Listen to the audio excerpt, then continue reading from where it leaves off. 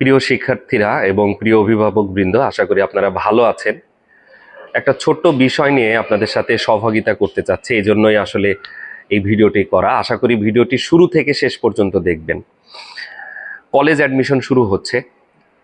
বিভিন্ন জেলা শহর থেকে, উপজেলা, গ্রাম, ইউনিয়ন থেকে ছাত্ররা ঢাকায় আসবে এবং সে যখন ঢাকায় আসবে আপনি তার হাতে একটা সেল ফোন দিয়ে দিবেন। এটা খুবই স্বাভাবিক, কারণ আপনি ভিডিও কলের মাধ্যমে তাকে দেখতে চান, অথবা অনেক আগে থেকেই আপনি 9-10-এ তাকে এটা দিয়ে রেখেছেন। আমি আপনাদের জ্ঞাতার্থে জানাতে চাই, আপনারা নিজেরাও এরকম স্মার্টফোন ইউজ করছেন, আমি নিজেও ইউজ করি। এখন বিভিন্ন অ্যান্ড্রয়েড অ্যাপ যখন আপনি ওপেন করেন, এটা ব্যবহার করেন, তখন দেখবেন যে যে যে মানে নানা ধরনের অ্যাডভার্টাইজ, মোটিভেশন দিচ্ছে বিভিন্ন কাজে এঙ্গেজ হওয়ার জন্য। অর্থাৎ দেখবেন যে সোজা কথায় বললে বেটিং সাইট আছে।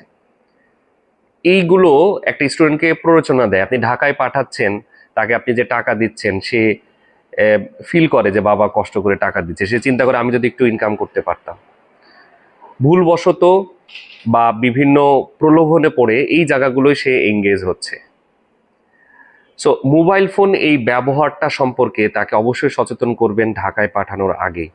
এবং এটার জন্য প্রচুর দুর্ঘটনা ঘটছে, একটার সাথে লিঙ্ক আছে। সে বিভিন্ন জায়গায় এঙ্গেজ হচ্ছে, অনলাইনে ক্লাস যখন করতেছে, এই ক্লাস করার সময় বিভিন্নভাবে সে অনলাইন বা ভার্চুয়াল জগতে গেমিং বলেন, পেইড গেম যেগুলো আছে, বা এরকম বিভিন্ন ট্রেড আছে, বা এরকম বেট করা যায় এরকম সাইটগুলোতে এঙ্গেজ হয়ে সে ইনভেস্ট করতেছে, বন্ধুর কাছ থেকে ধার করে ইনভেস্ট করতেছে।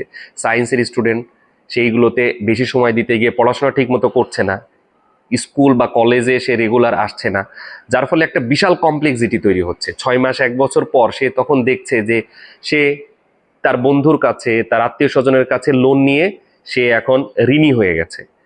তার এডুকেশনটা ফল করছে, সে সেকেন্ড ইয়ারে উঠতে পারছে না, তার পড়াশোনাটাও সে ঠিক মতো করতে পারেনি।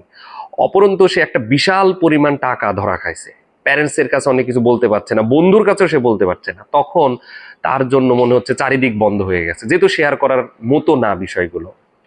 তা আশা করি এই যে সময় আপনি আপনার বাচ্চাকে ছাড়বেন, অনেকেই আছেন ঢাকায় পাঠাবেন, দয়া করে আপনাদের কাছে অনুরোধ থাকবে তাকে এই বিষয়গুলো সচেতন করবেন, বোঝাবেন, তারপরে তার হাতে একটা ডিভাইস দিবেন। ডিভাইস না দেওয়াটাই সব থেকে বেটার। যদি বাটন ফোন দিয়ে কাজ চলে, এটা হচ্ছে সব থেকে ভালো। এবং এটাই হচ্ছে ইউনিভার্সিটিতে যাওয়ার আগ পর্যন্ত, অর্থাৎ আমি বলবো তার ম্যাচুরিটি বয়স দিয়ে হয় না। 18 বছর আমি বলবো না, অনেকের এটা 22 বছরেও হয় না, 30 বছরেও হয় না। আপনি আপনার সন্তানকে বোঝেন, দেখেন যে আসলেই সে যোগ্য কিনা এই